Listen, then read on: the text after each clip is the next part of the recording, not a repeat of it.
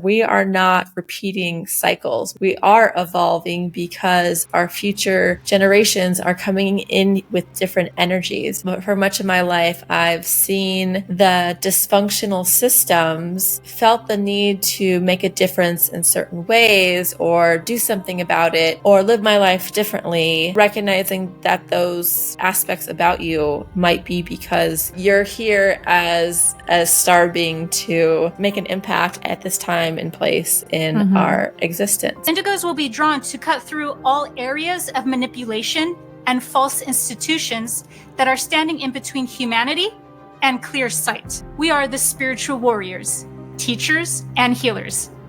The Indigos do it all.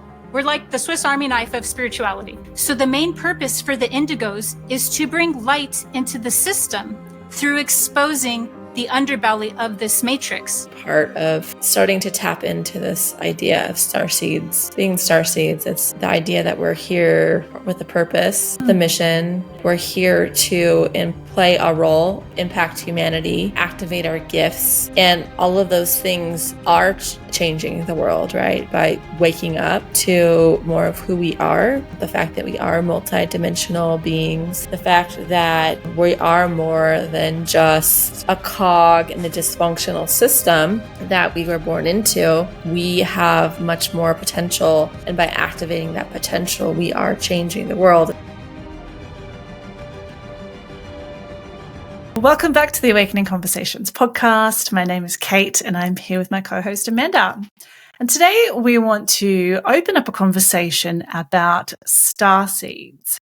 And we want to bring this forward today as a way to begin to set the stage, plant some seeds for you to consider a bigger context to why you are here, your purpose in life, maybe a greater mission that you have. And a way for us to understand, I think, sometimes the context or a greater context for why we've had certain experiences in our lives, why we think in certain ways, why we have certain desires that might seem completely different and strange and out of the ordinary to maybe the family of origin that we come to live with and have, our friends, our society, the cultures that we're born into. And even as I say starseed, as we've hit record, I have a little bit of like a feeling through my physical body of like, oh my God, you just said starseed and you're going to post this on the internet. I've come to the conversation of starseeds with some level of skepticism. Prior to probably 2023, I would have just said it was, whatever. I won't swear, but, bit of whatever, crazy ideas, starseeds. And then through my own learning, but more importantly, my own experiences, I've come to open the door to this being something to consider as I've learned more about, one, the fact that we are more than just a human physical body, with a mind walking around in a 3D world. We're a soul, we are consciousness. And then through my experiences, learning to channel, working with the Akashic Records, and I'll go into more detail in a little bit, coming to realize truly that there's so much more to who we are than what we think. And so, again, I think I said this way back at the start of our podcast that there's going to be things that we talk about where you might want to just shut the door on it.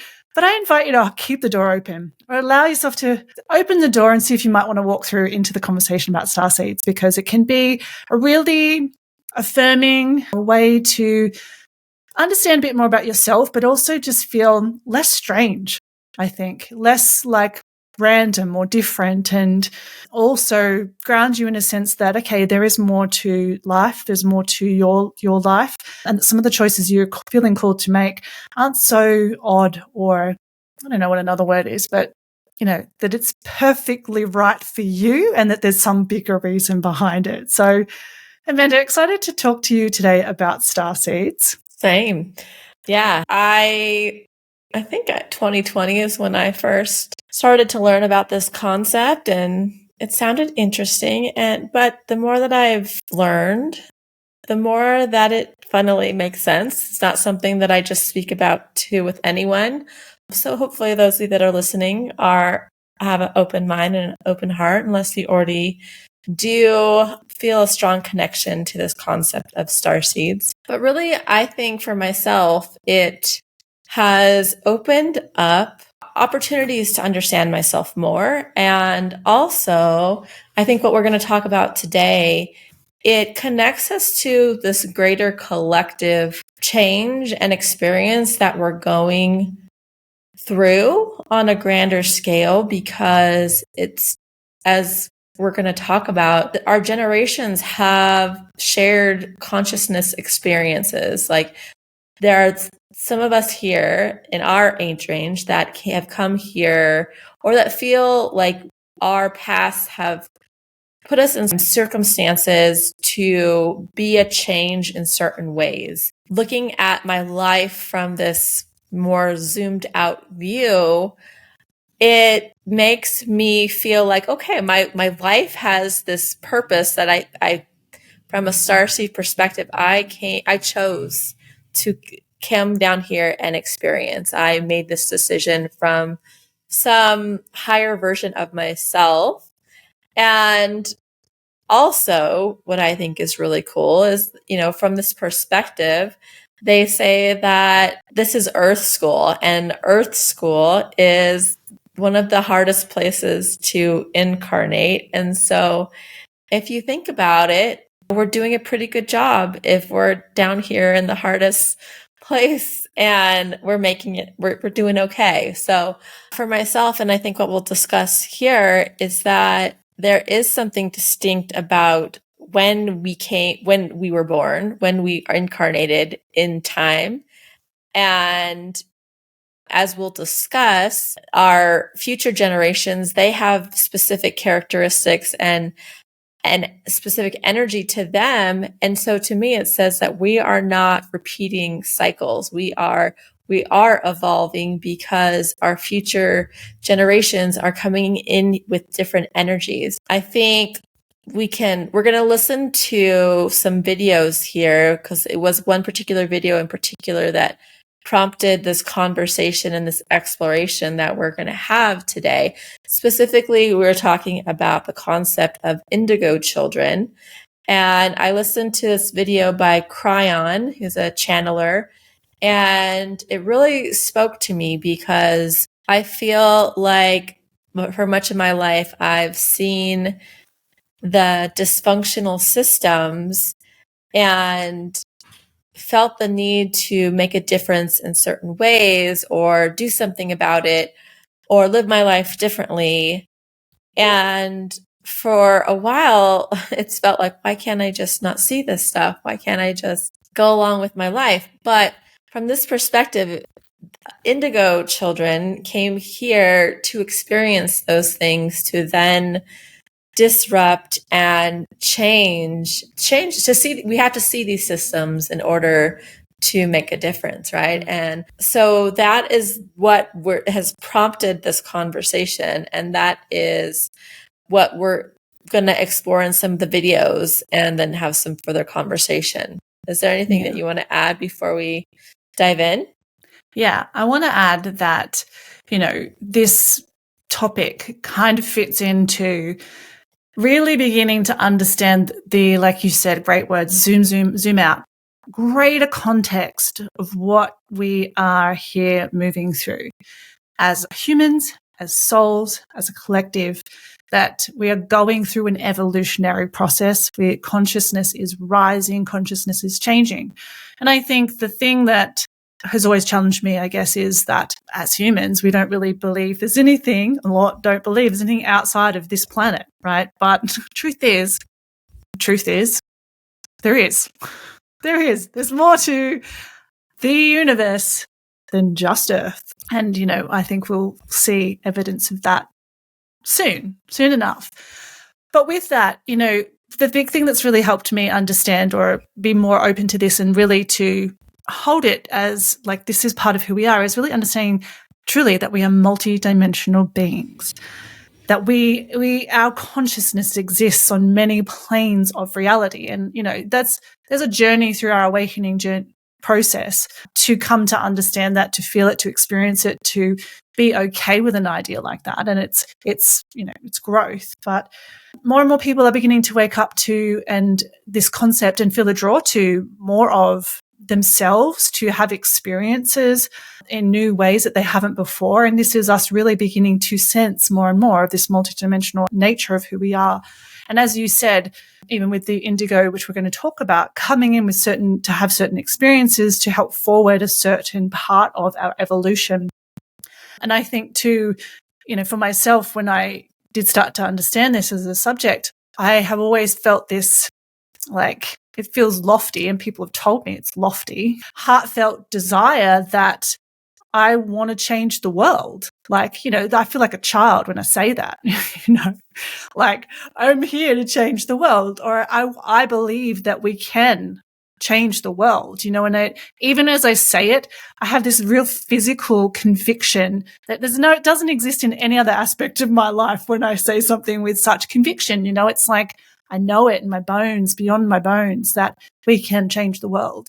And I believe that comes from the starseed aspect of me, because at a mental human level, I could tell you all the reasons why we can't, but this isn't where I'm feeling this conviction. It's not where I feel this truth and this desire and belief. It comes from a physical, almost like from behind me kind of place. There's something else that is informing me of that and where I experience it. So wanted to throw that out there, that, a human mind is one experience of life. There's so much more to us. And when we can really start to open the door to that, we can experience and sort of sense these things in new ways. So yeah, let's begin to talk about it then. Where shall we start? Well, I think let's talk about some key traits of starseeds, because I think that what you just spoke to is something that maybe those listening that resonate with this concept, maybe that they have felt or feel, maybe they've suppressed this idea or this feeling that they can do something so lofty as believing that they can change the world. And so why don't we just go through that so people can identify, see where they identify with this concept. So feeling like an outsider, strong connection to the cosmos, an innate wisdom and advanced knowledge, highly sensitive and empathic, a deep desire to help humanity, experiences of awakening, and unusual dreams and memories. So those are some of the indicators, and those things might just seem like really normal to you. I think we've discussed it before, that sometimes our gifts are just normal to us, and so we just assume everybody else experiences those things, but recognizing that those aspects about you might be because you're here as a star being to make an impact at this time and place in our existence.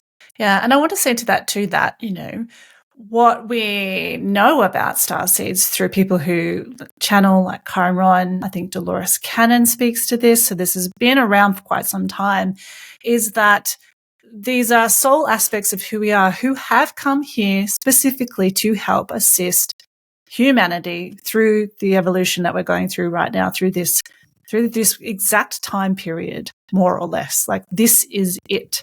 So this is where this is important in some ways, or useful in some ways, to expand your understanding, because if you really are feeling a call to something bigger, and really your awakening is bringing you into this greater sense of wanting to facilitate change, then this can help add context and a deeper understanding to what you're feeling. Yeah. So let's go ahead and dive in. We have 2 videos for today that we're going to watch and speak about. The first one is we're bringing in Sarah Alcalde again, who goes by the name The Alchemist, and we will just dive into that. I think she gives a really nice explanation, and potentially you can see yourself in what she is sharing. And can I add one more thing before you share? And as you said before, this is her video, or what we're now going to dive into is this idea of the Indigo Children, which, in terms of what we're talking about in Starseeds, this is different waves of starseeds who have come over time for this evolutionary process to be the ones helping to facilitate the change, as we just talked about.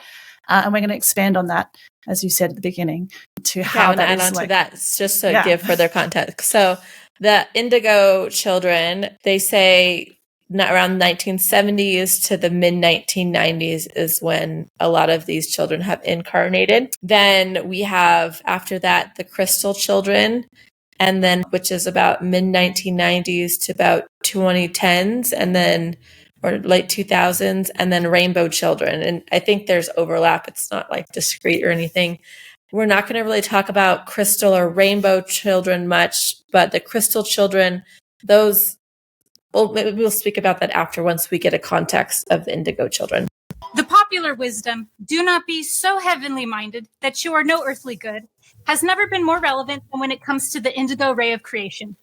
Indigos are the soul group that incarnated on Earth from higher dimensional realms, not to be examples of saintly good, but to get their hands dirty and to expose the underbelly of this matrix.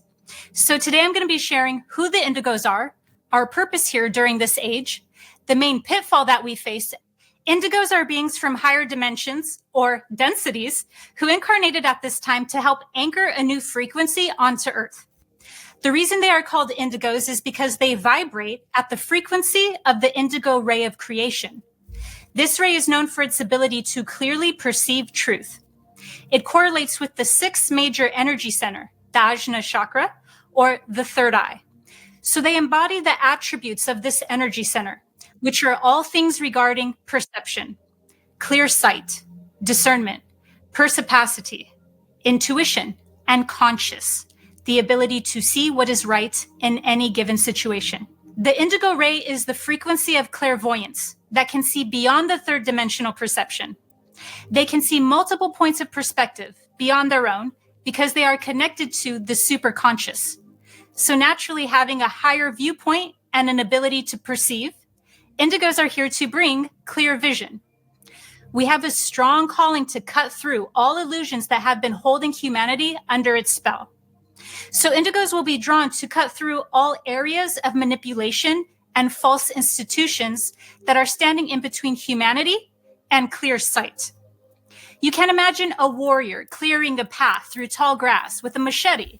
And in a similar way, the indigos are paving the way for even higher vibrational beings to incarnate at this time, called the crystalline beings, also known as the crystal babies. We ensure that they can bring their medicine and gifts to the world by shifting the vibration of the planet through helping humanity awaken. We are the heretics, the sages, the artists, all rolled into one. With indigos, you never know what you're going to get. We're like a honey badger meets a ninja, meets a shaman, meets a water hose that's flailing out of control. With this wide array of talents, we are the spiritual warriors, teachers, and healers. The indigos do it all. We're like the Swiss Army knife of spirituality. Indigos started incarnating on Earth in the 1950s. At first, they came here almost like scouts ahead of the other rays of creation to prepare the energies here on Earth for the harmonic convergence in 1987. Now, the harmonic convergence acted like a portal. It raised the vibration of Earth high enough to allow even more indigos to come in, but these indigos had even more of their intuitive abilities. Because when we enter a version of reality that is in the state of spiritual amnesia, like the one we're in right now, knowledge and information is withheld from us so that we are easier to control. This is known as a system operating in darkness. Now, darkness has a powerfully positive side to it. But I'm not talking about that form of darkness. I'm talking about the violating and malevolent force of darkness. So when an indigo enters a matrix operating in the dark, we have to leave a lot of our intuitive abilities at the door. We agree to come into this realm without the totality of our psychic capabilities and without remembering why we came here in the first place. We get programmed by our religious, political, national, and academic institutions just like everybody else. All we have access to is some of our gifts, our intuition, and our spiritual team, who help activate our dormant abilities and arrange synchronicities to trigger us into remembering why we are here. So when more indigos were allowed in from the harmonic convergence, The vibration was raised high enough for us to bring more of our capabilities into this realm. So the odds are not really in our favor, but yet at the same time, we have a strong intuition, which is the potential for remembering why we are here. That's why indigos are known for being tenacious and headstrong.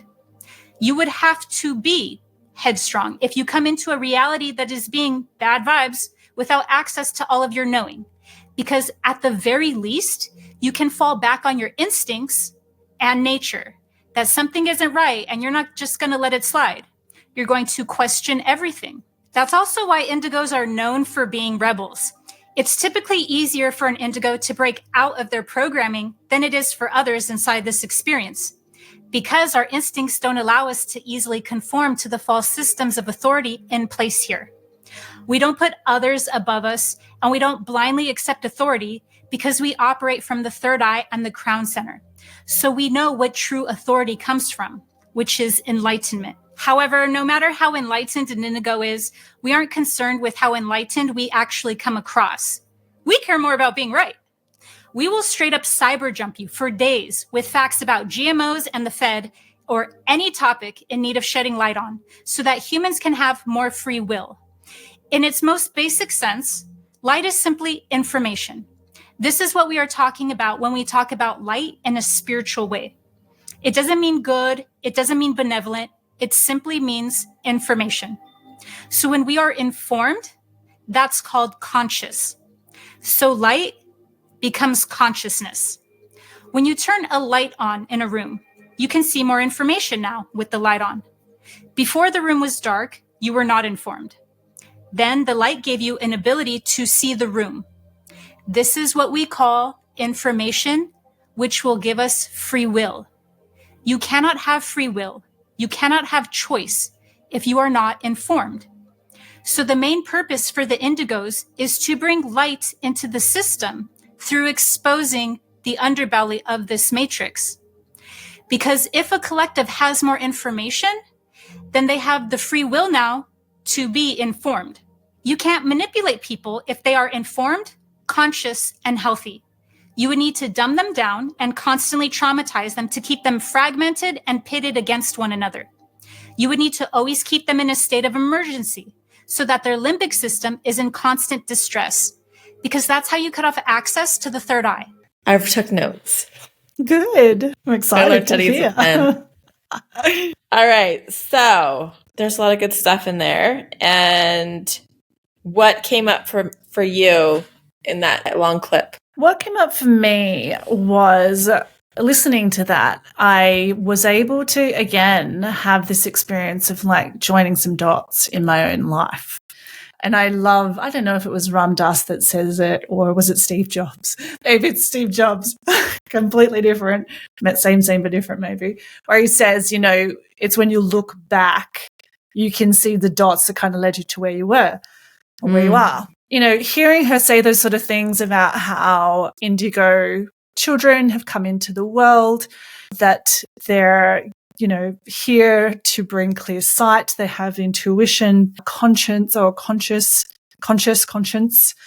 to see multiple perspectives and helping other people have clear sight. It just sort of cast me back to my own childhood. And I can remember, always feeling like an outsider. And, right to one of my earliest memories of like being in like daycare, pre-kindergarten, and feeling like an outsider. And, just in general, that's always been my experience. Always felt like I'm on the outside looking in, wondering how do I get in there? Having these, strong desires to know myself as a spiritual being when I was young, being so drawn to all of that stuff. And I think it was because it's who I am here to be. Just in my young mind and brain, didn't know how to access it, or wasn't time to access, as she sort of said there. It's experiences that we have through the synchronicities that help us remember our abilities. And that really spoke to my own path of actually remembering my intuitive gifts, like reactivating them to the point where I'm clairvoyant. I can see things. I do that as a job. I facilitate that. And, prior to the actual course I took to like remember and like start using these gifts actively, and, other clairs came online after that too. But I honestly had this desire and fascination with people who were psychics and, go to psychic fairs, and it's like, how can I have such a strong desire to like want to be able to see and not have that skill? Like I couldn't understand it in my own mind. It's a fascination for me to the point of like, I want to be able to do that, but why can't I? Why can I be so interested in it and not do it? Turns out because I can.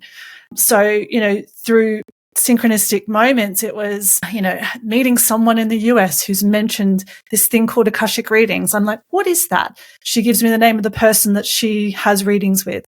I take a reading and then I do that for a few years. And that woman says, oh, I'm doing a course. Do you want to do it? I never have money for the courses I want to sign up for. And someone had just paid for a spot on my retreat that I was holding at the time was the exact amount of money as this course. Okay, I'm going to take this course, have no idea really what I'm getting myself in for. This course opens up my gifts for me. The pursuit of wanting to continue that expansion and knowledge of my intuitive abilities leads me to this course on mediumship and channeling that then helps me realize that I can channel, which starts to open the door for me of like, we're more than just this human being. Leads me down a path of wanting to explore that further. Energy guide program. Learn about being a multidimensional being, meet you, start a podcast, talking about awakening conversations and, being the mouthpiece then for the awakening, the shift, how we can live differently. So it really, and many other things that have, expanded in my life to support that. It really struck me then to be like, well, that's been my path. Yeah. And isn't it so cool and also gratifying that you've had that experience, or just for me at least, it's like having the experience and then seeing this like greater explanation for the journey that you've been on and just how magical it is that you've known to follow your own path versus trying to fit into the mold of how humans are supposed to live. It's like there's something in you that knew not to take that other path. Yeah. Same even for myself.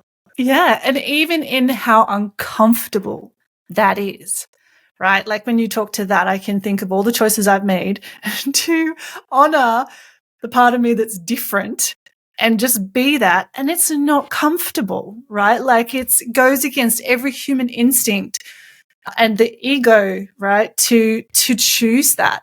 And yet, yes, when I look back on my life, like I've just always lent out to the side and just lent into that edge because that's actually where I felt the most authentic and the real me.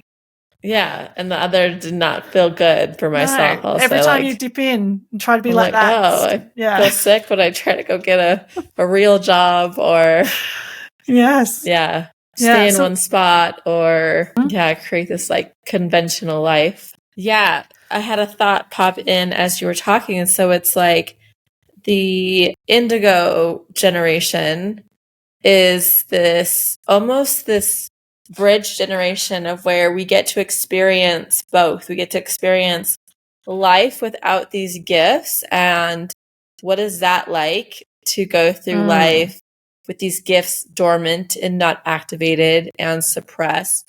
And also existing within these systems of dysfunction. And then we get to go through these awakening experiences and have these gifts activated.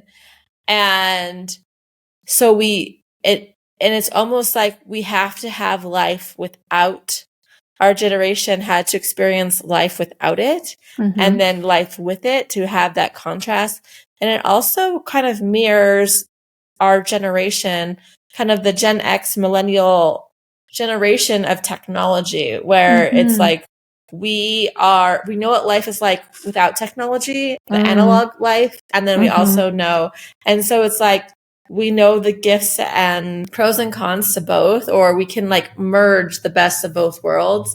And so we can be practical. She talked about like getting our hands dirty. She talked about like not needing to appear spiritual. So it's like we're kind of like down to earth in a way. And yet we can also turn on these gifts and you know, as we're talking, it's like, oh, I don't want to like share that I'm a starseed or I believe in these things. I'm not like making fun of you. I'm just like, I'm us in general, like I'm the same, right? And so because we've had these experiences of where that's mocked or talked, you know, we've had a life where that's been criticized or judged or whatever. We kind of want to keep it. We don't want to appear too woo-woo or something. I shouldn't generalize because I'm sure there's people who are okay with that. But maybe for those of us that haven't always, that's not always been a part of who we are. Yeah. There's a part of us that also wants to keep a leg in both worlds. Like we want, because we are, I think, a bridge generation. Like, you know, Vanessa talks about like, we're the bridges to this awakening process. And so we have to know what both experiences are like so we can relate to the old world and the new world, right? If we only know the new world, we can't be a bridge to create the new. Yeah. And I was thinking about that today. I was like, I feel like I'm supposed to work with people that are that are existing in old energy, that they are not realizing. For me, it's important for me to not like swing to one side with my beliefs and putting them out there, because I'm meant to challenge people that are stuck in old energy. And I can't really do that if they just close their ears to me. And so I have to act like I have to play in the middle. Yeah. And I had that realization today. I'm like, well, why don't I just come out and say what I really think? And it's like, yes, I could, but then I'm shutting the door for being a bridge to certain people that I feel like I can impact. I feel like we are that bridge generation as indigos. And it's through seeing the old and the dysfunction.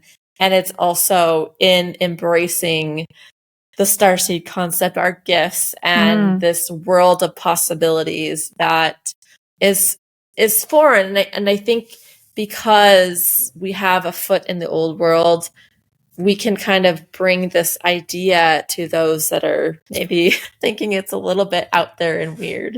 Yeah, you know, I think the fact, exactly as you say, that we've had these beginnings, we know what it's like, right? We've had the full visceral emotional experience of that and the gifts. And yes, I think for many that are listening who might resonate with this, that yes, the bridge, we are the bridge, and we have to have those two perspectives so that, exactly as you just said, we can extend a hand to those who are ready to cross that bridge. Because in essence, as starseeds, part of what we are here to do through our humanly work, you know, expressing this part of ourselves, not maybe necessarily standing on the bridge saying, I'm a starseed, hey starseeds, follow me, but being who we are through the gifts that we're here to share with other people, through the lives that we've lived, the things we've learned, to help people take leaps in consciousness, to help assist those others that are beginning to awaken, know how to navigate this. You know, what is the path? What's an avenue I can follow? Where can I learn to expand my consciousness? They can expand it with you by learning about their potential through Gene Keys and AI. They can learn it with me by helping them understand their inner world, you know, to feel more masterful so that they feel capable of crossing that bridge. You know, this is where these roles as starseeds come in. It's individual and unique to each of us, maybe with broader context of us helping to, you know, help consciousness raise and assist in the awakening process. But we all have our own unique path, which again, we'll highly recommend exploring the Gene Keys to know the nuance of that, to facilitate those roles and exactly assist others to cross that bridge, to then be a bridge for others. And then that, coming back to my big lofty dream, is how we are helping humanity, like to build and create a more loving world that we want to live in, because it's completely possible. That's, again, we keep saying, we do our work, and then through our work we see how we are here to help other people, essentially, with whatever it is. We all have that unique path, but we have something to give others that can assist them in their bigger realization of who they are, or some forward motion in their own path. So yeah, what else was I going to say? I think that was all I was going to say on that. And I think she mentions we are remembering why we are here. And I think part of starting to tap into this idea of starseeds, being starseeds, it's the idea that we're here with a purpose, with a mission. Like, we're here to play a role, impact humanity, activate our gifts. And all of those things are changing the world, right? By waking up to more of who we are, the fact that we are multidimensional beings, the fact that we are more than just a cog in the dysfunctional system that we were born into. We have much more potential, and by activating that potential, we are changing the world. And so you are changing the world by just doing what you're doing, by being you. You are changing the world. I think the notion that, don't believe that you are changing the world, that is, that lofty, making it feel like a lofty dream or an unrealistic dream, is a way for us to shut that intention down and realize that, we can't actually make much of a difference. When realizing, like, by being who we are, by doing what's uncomfortable but feels right, we are making a difference. And that's how we change this world, is by stepping into more of our authentic creator being selves that we came here to be, that we incarnated to be. So yeah, and I'll just add too that, in its simplest form, the difference we make is if I can love and accept myself more, and if I love myself more, I have a greater capacity to love other people. And there, in and of itself, I am changing the world, because I am loving other people in a different way, which means they receive love in a new way. They are able to then potentially bring that into their system, love themselves more. It's really, again, it's about love. Got to love ourselves first, though. That's our journey. And there's a self-acceptance piece. And, getting to learn about Starseeds just is like, wow, how fucking cool am I? Maybe you can bleep that bit.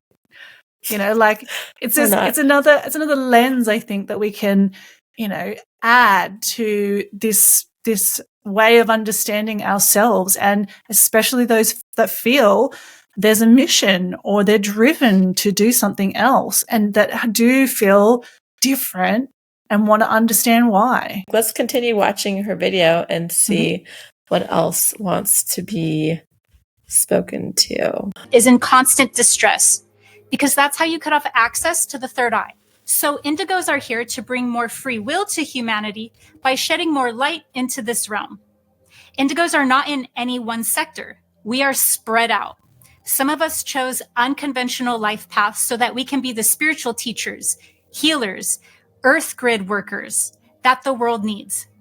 And then many of us subconsciously chose very conventional life paths so that we can go into a system, learn everything about it, the ins and outs, collect intel, master the system, allow ourselves to be fully indoctrinated by that system. And then our spiritual team would trigger an awakening to help us break out of that system. Because who wants to hear about medicine if you are not a doctor? And who better to speak against war than those who have been? And what better way to influence people than if you have a certain level of celebrity? Indigos are in every field of expertise, both conventional and unconventional, both in the mainstream and non-mainstream. Whether we host a podcast or have a PhD, we're in all areas in order to turn the tide towards consciousness. Our affirmations are: awaken the masses by any means necessary, and it is better to ask for forgiveness than to ask for permission. The Indigo's energy field is designed for confrontation. It's not so much that we like to fight, it's that we love to fight. Even though Indigos are extraordinarily empathic, how they express their empathy is in its active form, through spiritual activism. We have an affinity for exposing deception, injustice, and all of its many forms. Our empathic nature can even get us into trouble when it's manipulated to fight for a cause that is actually a psyops. In fact, the main pitfall for indigos is to get recruited into the very systems that we came here to help liberate humanity from. So instead of entering a given system and then breaking out of it, we can actually get stuck in that programming. They know our gifts and the areas we specialize in, even more than we do. Even before we started to awaken, they knew our trajectories. Unfortunately, it's all too easy to target an indigo and get them using their abilities for a psyops instead. In fact, it happens all the time. Another common pitfall for indigos is to get stuck in their warrior aspect. This eventually makes us become so rigid that we enter into paranoia, hypervigilance, fundamentalism, and what this does is open the door for negative feedback loops to manifest in our reality, where we keep attracting dark forces and dark experiences, but we accidentally mistake this for a good thing because our wires are all crossed. This also blocks us off from activating the other aspects within our energy field. So it stunts our ability to integrate all of the dimensions within our being. To understand this better, you can watch my video on this, the second phase of ascension. In a nutshell, indigos are here to raise the consciousness of the planet by being catalysts for spiritual awakenings. We receive and transmit light, which is information. And by doing this, we are creating ripples or waves in the space-time continuum that are moving humanity into a new Earth. The indigos are the way seers that boldly pave the path for higher vibrational crystal babies to enter the arena and for higher vibrational realities to self-actualize, knowing full well that before the truth can set us all free, that first it will piss us off. I think it's really fascinating to see what we're going through right now. And, I think that you and I, we've taken more unconventional paths. Maybe we started in a conventional path, but we got off that path pretty early on, right, in our journeys. But it makes a lot of sense that we need people in all of the systems to then begin breaking them down and to be rebuilding something new by understanding what is not working. And I feel like, we're beginning to see that within all the different systems currently. And I imagine it's going to be a gradual yet relatively fast process of this happening, faster than we can maybe imagine these things changing. But I always find it interesting, like she talks about the negative feedback loops of, I think, I've even experienced this myself in the early phases of awakening, as far as like going down these, rabbit holes of what's wrong with the world, and there are these dark forces, and it's easy to get sucked into these energies of just fixating on what's going on, what's wrong with the world. And I think we have to begin to see that, I think that's an important part of the process, but we can get stuck there if we are existing in fear, because we're not creating anything. We're not changing anything by living in fear. Maybe that fear can motivate us in a different direction. It could be, but we also have to be moving towards creation as well. So I'm thinking specifically for myself, like back in 2016, when I started to wake up to the corruption of the US political system, and I was pretty consumed by it. I didn't see how I could continue living in the United States.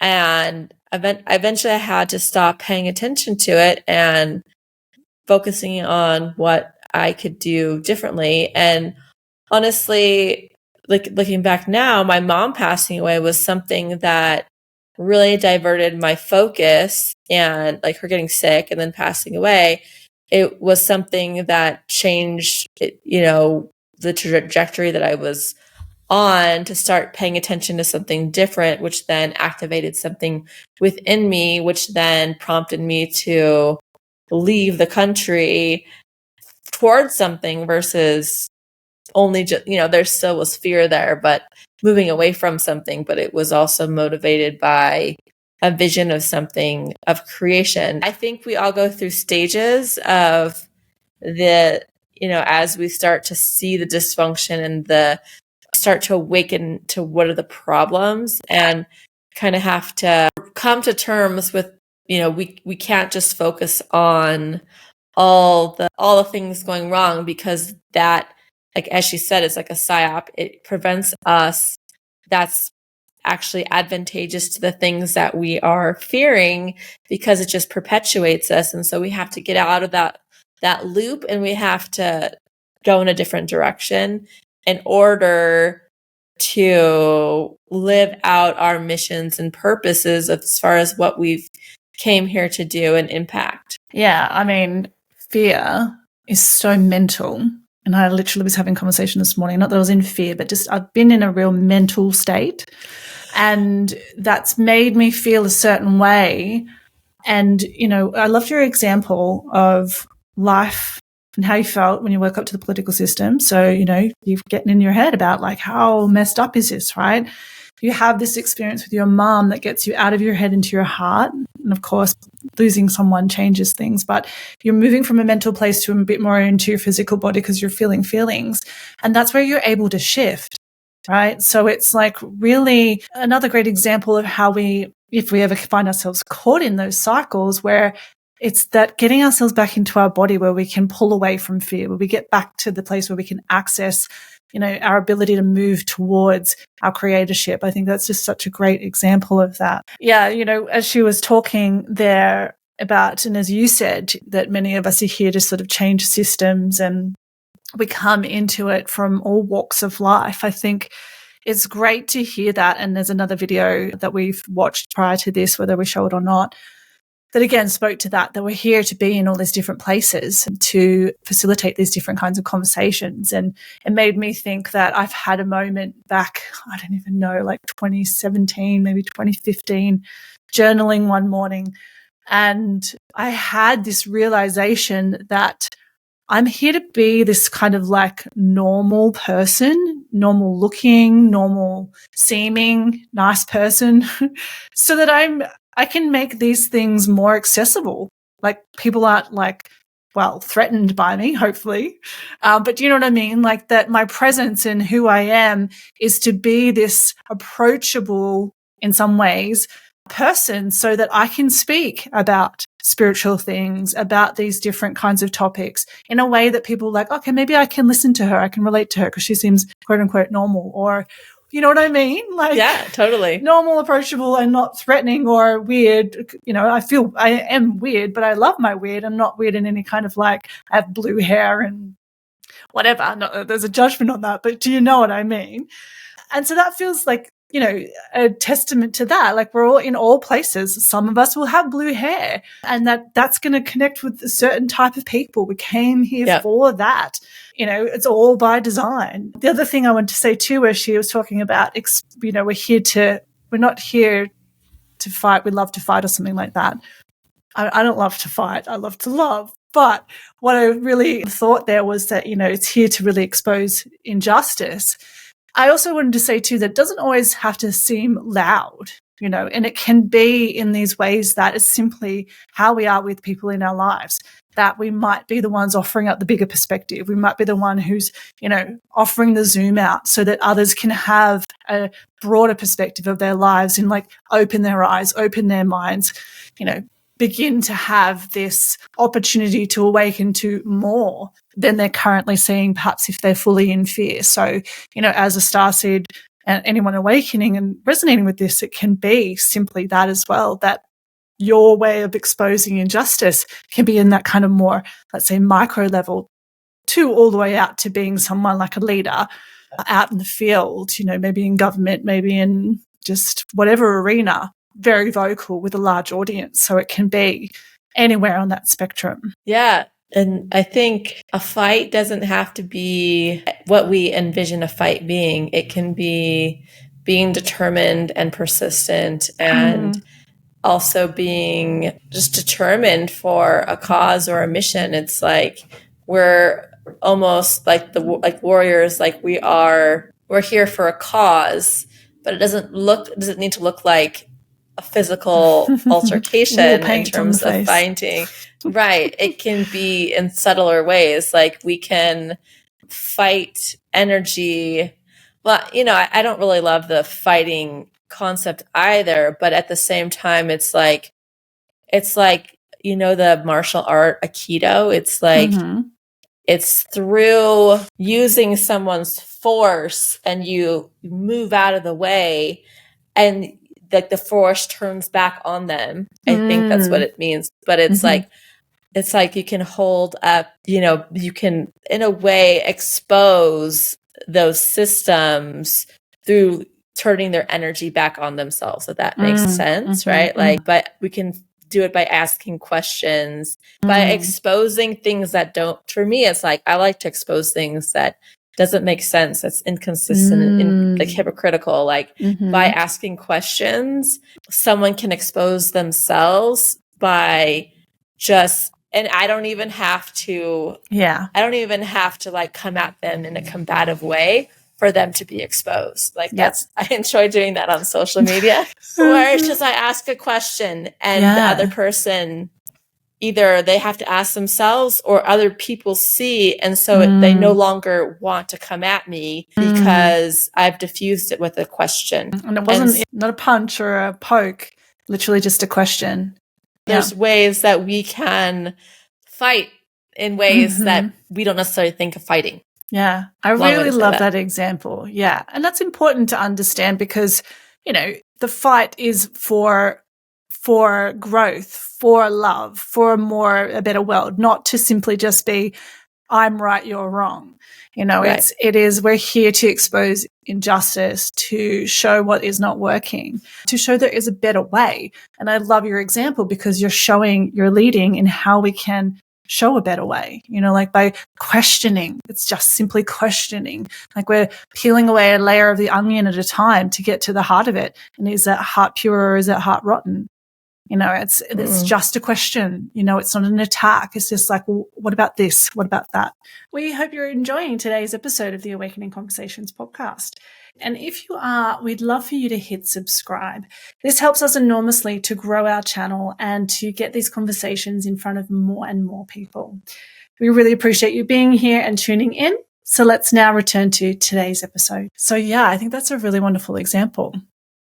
I just thought of another one. It's like, I fight for my kids by choosing not to live a status quo life. Like I guess maybe I'm thinking about fighting in different ways, but it's like I stand as a protector of my children by choosing to not accept what I'm told is how I should live my life. And there's other ways you can look at it as well. What's that?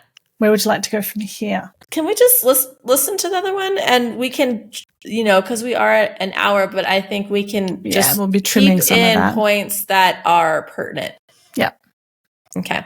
Right. So the next video we're going to dive into is by Kryon, who is a channeler.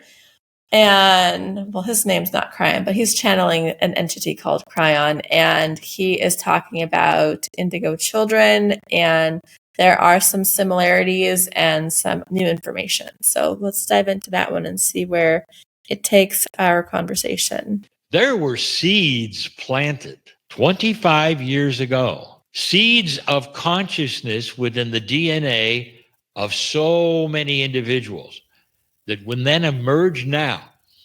And what would those individuals do? Let me ask you, what do you need the most in your culture right now? What do you need the most, perhaps, that history never gave you? And the first is the recognition of dysfunctional paradigms and the change that you could make to them. A child has to endure them. An adult who understands what they are and has gone through them can begin to change them, because an adult then does interesting things that a child cannot. They have their own family. They can then rewrite what happened to them and change that. Adults become then the educators, the teachers, the deans of schools, the principals. They're indigos. And they can look around and slowly start to change the very system that was dysfunctional and still is to some degree. And we said this would happen, that when indigos grew up and became accountable, responsible, and started their own families and started their own careers, they would see the dysfunctions and bring it to the attention of those who might be able to do something about it. Now, there's still another kind of a fight, a dark and light battle as adults, as they look at the paradigms they're in, and they become the teachers and the principals, and now they are able to poke at the system and start to change that which the children were asked to do or how they were asked to do it. Children today, dear ones, not a lot different in the old energy, go to school and expect certain kinds of things. What they don't get and have not received is the ability to choose more of what they're able to study, how they're able to study it, how long they study it, and reward systems of being able to study with others, help others, and have a day off or two. These are the kinds of things, dear ones, that enable a school and not just put children in to learn, supposedly, to push their pencils around and give the answers that they have memorized to the teachers and learn very little. This is the indigo, the new emergence of the indigo teacher in school. But there's more. What about the one that decides, I'm going to study and run for office in this great land? And they start doing that very thing.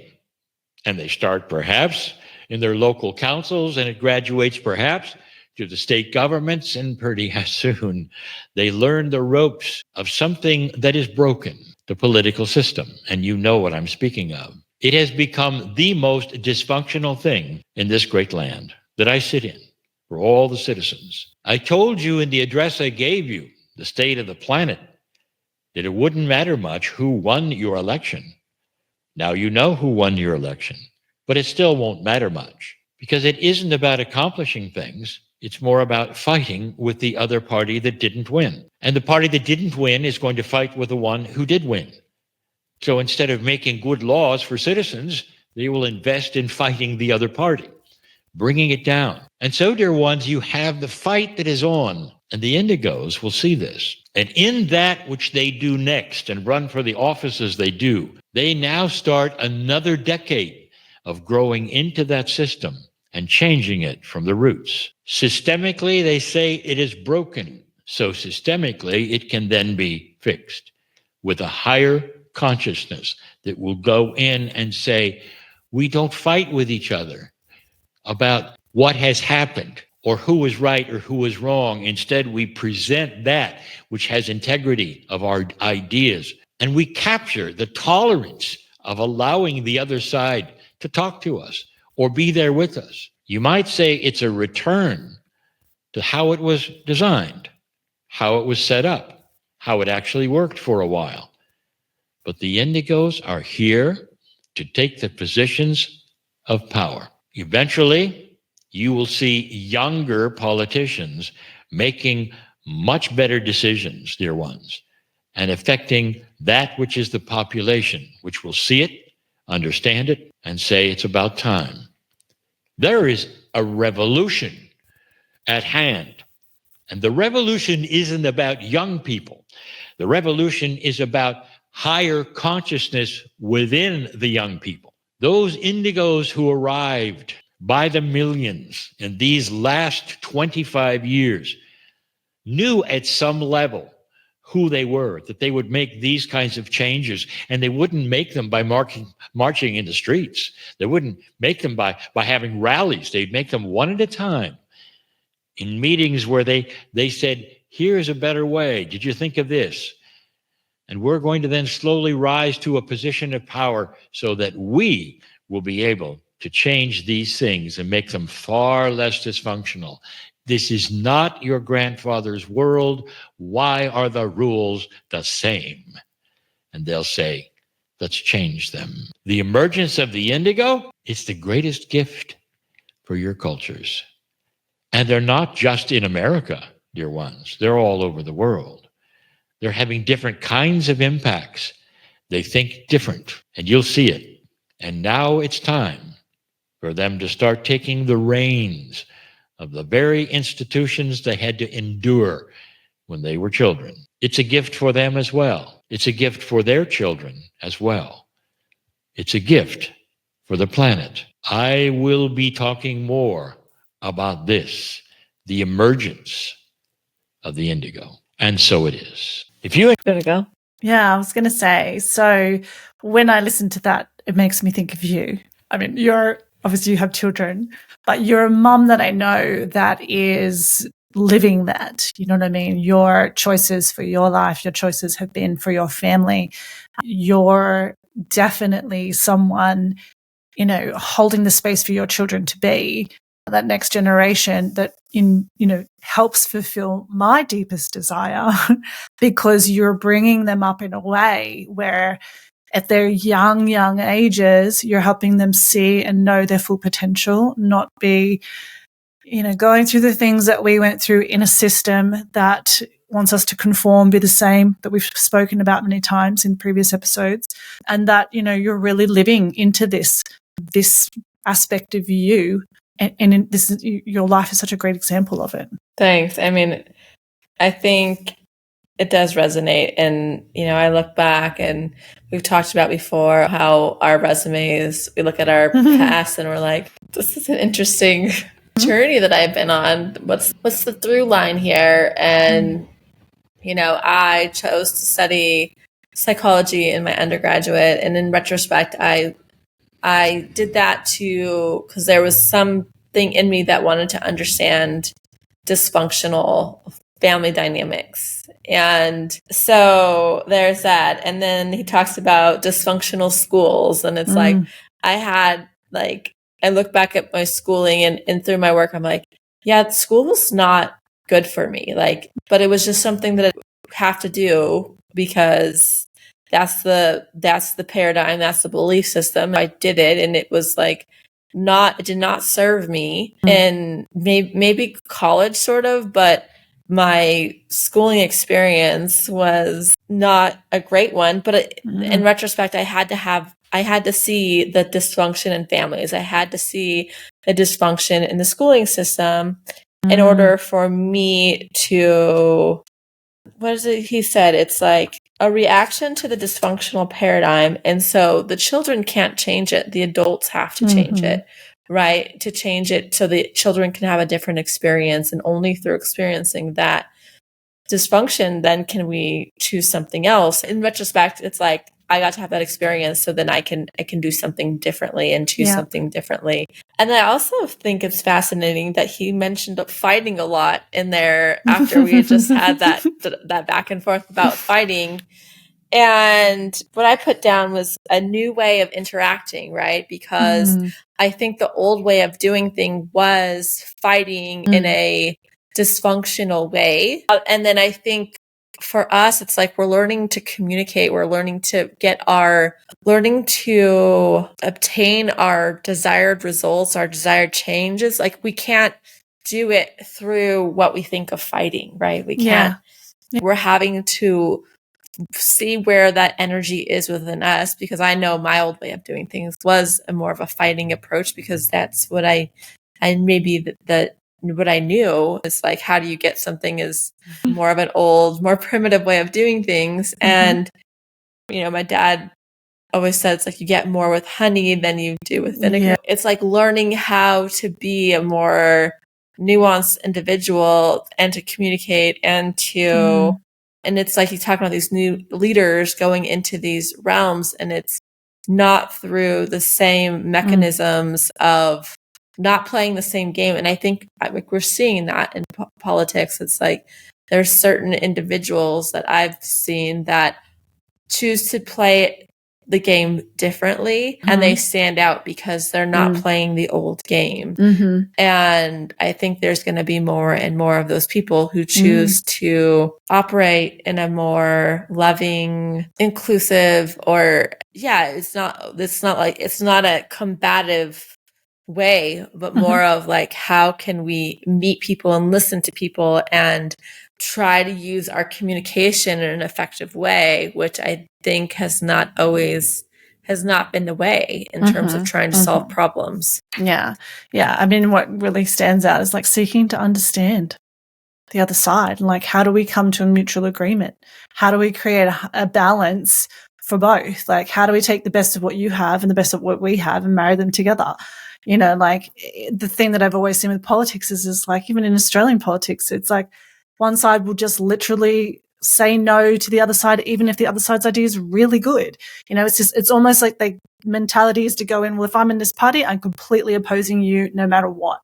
And then, you know, they're just back and forth, and you elect someone else in the same thing. And for what? You know, millions of dollars spent on arguments. And then, you know, they have on TV sometimes Australian politics on the news. And it's just like, it's worse than children's school, the way they carry on. It's like, these people are running our country. Like, what the hell are they doing? And honestly, you know, you look at it like, what are they doing? Like it's almost like there's a mindset that I'm a politician now. I'm somebody, you know, the ego gets all inflamed and literally anything that's going to provide any change goes out the window because it's some stupid game that they play.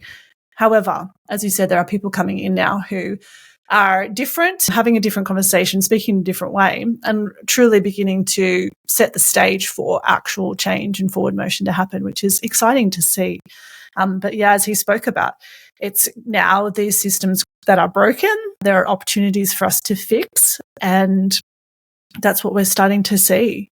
You know, our conversation, you know, it got to where we are right now, but it's like seeing that, you know, we started with the idea that Starseeds came here to activate gifts, and I think through these gifts we can start to exist in different ways, and through living and embodying those gifts, we can be templates for others. Yes. Because as we were just speaking, it's like we just need someone to go into that very public arena and act differently and show that there's another way that we can do things. That's how we're going to model a different way, and how there's going to be a ripple effect of transformation is through those of us that came to live here differently. And so as we awaken to these different aspects of us, it is a gift that we don't fit in. It is a gift that we are here to live differently because we need people to start embodying different ways of people already are, but to continue embodying different consciousnesses and ways of being. And we need to model that for our children, right? Because whether they're our children or the children of our next generations, and that we can, you know, us as the Indigo generation, we've seen the dysfunction and we get to choose something else. We can consciously begin to step into something else and to create a new framework and a new template for future generations to come. So, I feel like this is kind of a practical conversation about the concept of starseeds. Like how is it playing out in the real world right now? Yeah. And, you know, are you feeling a resonance to anything that we've shared? Is it showing up in your life? Have you been actioning things like that? We'd love to hear your comments, your experiences. So feel free to leave those in the comments or on our website. Amanda, great conversation. Same. Enjoyed it. Yeah, thank you. And thank you everyone for listening. We'll join you in the next episode.